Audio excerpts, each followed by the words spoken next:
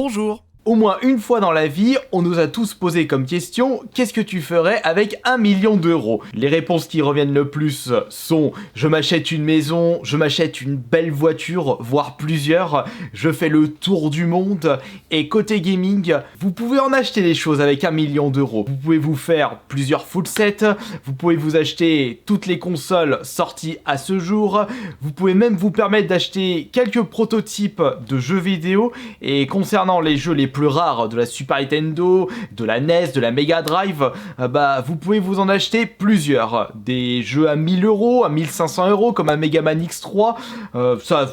les doigts dans le nez. Un jeu N64 ultra rare comme Snowboard Kids 2 en boîte complet, ça aussi vous pouvez vous le procurer. Mais il se peut qu'avec 1 million d'euros, ce ne sera pas assez pour vous procurer l'objet qui sera sans doute l'objet le plus cher de l'histoire des jeux vidéo. Bienvenue dans cette nouvelle vidéo Actualité Jeux vidéo où nous allons nous intéresser à un produit disponible sur le site Heritage Auction qui n'est autre que la Super Nintendo CD-ROM, un prototype jamais commercialisé et qui n'est autre que le fruit d'une précédente collaboration entre Nintendo et Sony. Petit instant fait historique gaming. Il faut remonter en 1988 pour connaître les origines de cet add-on Super Nintendo. En plus, Nintendo a été favorable à un plus gros partenariat avec Sony puisque Ken Kutaragi, qui n'est autre que le père de la PlayStation, travaillait déjà sur la Super Nintendo de par ses prouesses et son travail sur la Sony SPC 700 qui n'est autre que la petite partie de la Super Nintendo qui a pu apporter une superbe qualité sonore à cette console. C'était justement à cette année où Nintendo a signé un partenariat avec Sony pour l'élaboration de ce prototype Super Nintendo CD-ROM qui permettait à celle-ci de lire les CD. Tiens, ça me fait rappeler un autre accessoire périphérique qui est sorti sur une console concurrente de la même génération. Et oui, du côté de chez Sega, on a pu voir la commercialisation de la Mega CD, qui n'est autre qu'un add-on pour la Mega Drive, qui permettait à celle-ci de lire un nouveau format de jeu tout en restant sur la même console. Je vous rappelle que cet accessoire, qui s'est tout de même vendu à quelques millions d'exemplaires dans le monde, n'était pas franchement un succès, au vu de son prix et du peu de jeux qui sont sortis sur Mega CD. Mais on ne pourra pas dire que Sega soit resté au stade prototype pour cette machine. Et comment se fait-il que la Super Nintendo CD-ROM ne soit jamais sortie dans les différents rayons de magasins? Eh bien, de ce côté-là, il faut remonter en 1991, lors de la relecture du fameux contrat par le président de Nintendo, Hiroshi Yamauchi, qui s'est rendu compte qu'avec la commercialisation de ce prototype PlayStation Nintendo, Super Nintendo, Sony avait l'intégralité des droits concernant les jeux. Et c'était pas du tout intéressant pour Nintendo qui n'aurait même pas le droit à la moindre royalties. Et on peut dire qu'en termes de business, Nintendo avait senti le coup fourré de la part de Sony. Ne souhaitant pas donner l'intégralité des royalties à Sony, Nintendo a décidé de ne pas poursuivre le partenariat et a décidé de travailler en collaboration avec Philips pour la conception de l'add-on Super Nintendo lecteur CD avec un partenariat plus juteux pour Nintendo. Et la suite, nous la connaissons tous. Sony a décidé de sortir de leur côté la console PlayStation 1 qui a été un véritable raz-de-marée sur le marché des consoles de jeux vidéo, un tout nouveau concurrent vraiment coriace pour Nintendo et d'ailleurs pour la génération contenant la PS1, la Saturn de chez Sega ainsi que la N64 de chez Nintendo, on pourra dire que Sony avait carrément tout balayé sur son passage. Concernant le partenariat avec Philips, le projet de base qui était de créer un add-on lecteur CD pour la Super Nintendo n'a jamais vu le jour. Philips a décidé de sortir leur propre bécane et Nintendo a donné les droits de leur licence Zelda et Mario pour des opus inédits sur la console Philips CDI. Et on connaît tous la qualité misérable des Zelda ainsi que de Hotel Mario. Ajoutons à cela que la Philips CDI a fait un véritable four. Quel gâchis! Maintenant, vous savez pourquoi autant de joueurs, autant de puristes, autant de collectionneurs souhaitent absolument récupérer cette pièce ultime dans leur collection, puisqu'elle représente un petit peu l'histoire des jeux vidéo, le précédent partenariat entre Nintendo et Sony avant la sortie de la PS1, ce que devait être la PS1 à l'époque. On a eu franchement un gros virage de l'histoire vidéoludique avec ce partenariat qui a complètement foiré, et actuellement la vente a commencé à peine hier et l'objet est à 48 000 $. Où ça commence déjà à chiffrer pas mal, sachant que la vente se termine dans 3 semaines et les prix peuvent vraiment, mais vraiment monter ultra vite.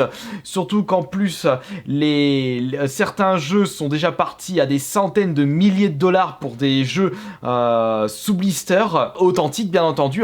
Et je vous rappelle que ce prototype disponible sur Auction est un véritable prototype, ce n'est pas un truc créé de toutes pièces, ça a été moult et moult vérifié par des connaisseurs, par des puristes. Et on peut d'ailleurs se demander à combien va véritablement partir cet objet ultime de collection et pièce de musée. Oui, parce que c'est vrai qu'il n'y a pas que les collectionneurs qui sont intéressés par ce prototype, il y a également des musées ultra célèbres. Et il faut savoir qu'avant cette vente aux enchères sur le site Auction, le propriétaire, lorsqu'il avait annoncé souhaitant se séparer de ce prototype, on lui avait déjà proposé une somme à 1 million de $. Et le propriétaire avait refusé cette offre-là. À mon avis, je pense qu'il sait pertinemment qu'il a quelque chose d'extrêmement cher entre ses mains. Après, personnellement, si on me propose 1 million de $, en échange d'un prototype de la Super Nintendo CD-ROM, bah franchement, je ne sais même pas si j'accepterais, parce que faut voir déjà d'où provient cet argent. C'est pour cela aussi peut-être que le propriétaire a souhaité passer par un site assez célèbre et surtout un site très très réputé et extrêmement fiable pour vendre cette très très belle pièce de collection. Après, de mon côté, si j'avais les moyens, non, franchement, moi je mettrais pas autant de pognon pour une seule pièce de jeu vidéo, même si c'est quelque chose de très très historique. Déjà que je me suis pas encore procuré certaines pièces de collection comme une GameCube Panasonic qui ne coûte que seulement entre 700 et 800 € selon l'état si elle est en boîte complète.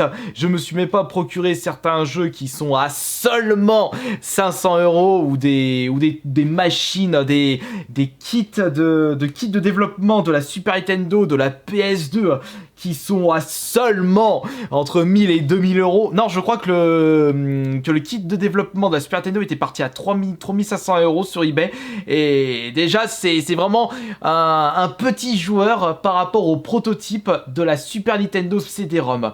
Et franchement, je suis sûr que qu'en rafraîchissant la page, non, pour l'instant c'est encore à 48 000 $, mais ce matin, lorsque j'étais tombé sur ce site-là, la bécane était proposée à seulement 31 000 $. Il a chopé 17 000 $ en l'espace d'une journée. C'est pour ça, moi, je ne serais même pas étonné que la bécane parte à plus d'1 million de $. On verra si ce sera le cas. Ça va devenir, sans surprise, l'objet gaming le plus cher de tous les temps. D'ailleurs, on peut faire un petit jeu dans l'espace des commentaires. À votre avis, à combien va partir cette fameuse machine? On verra qui sera le plus proche en termes d'estimation. Alors de mon côté, je dirais, de toute façon je mettrai le commentaire épinglé, je dirais aller à 1 250 000 $. Moi je dirais que la machine va partir à ce prix-là. À votre avis, est-ce que ça va dépasser les 100 000 $? Non, ça peut pas atteindre les 1 million de $, c'est pas possible. Vous pouvez même me dire, ouais, ça va atteindre les 2-3 millions de $. Non, faut peut-être quand même pas abuser. Vous vous rendez compte quand même ce jeu, combien ça fait? en termes de prix, 1 ou 2 millions de dollars. On a comme l'impression que certains jeux et certaines consoles partent à des prix totalement hallucinants, surtout pour des toutes premières versions encore neuves sous blister, des trucs que vous ne pouvez pas trouver facilement sur internet, des choses qui ne sont pas dispo sur eBay et que vous pouvez uniquement récupérer dans des forums de collectionneurs assez obscurs. Je ne critique pas bien entendu ces forums là, mais c'est juste que pour vous dire que pour vous procurer ce genre de machine, il ne faut pas passer par des sites connus du grand public. Il faut vraiment aller dans les recoins d'internet. Ce n'est pas un petit youtubeur comme moi qui pourra se procurer ce prototype là pour vous la présenter sur la chaîne YouTube. Vous imaginez le truc? J'ai en ma possession le prototype de la Super Nintendo CD-ROM. Oh my god, oh c'est incroyable. Likez, une carte Google est cachée dans cette vidéo. Et je vous ai mis le lien justement de cette vente aux enchères dans la description de cette vidéo. Et on verra qui d'entre nous tous aura eu raison concernant le prix final de ce prototype. Ciao!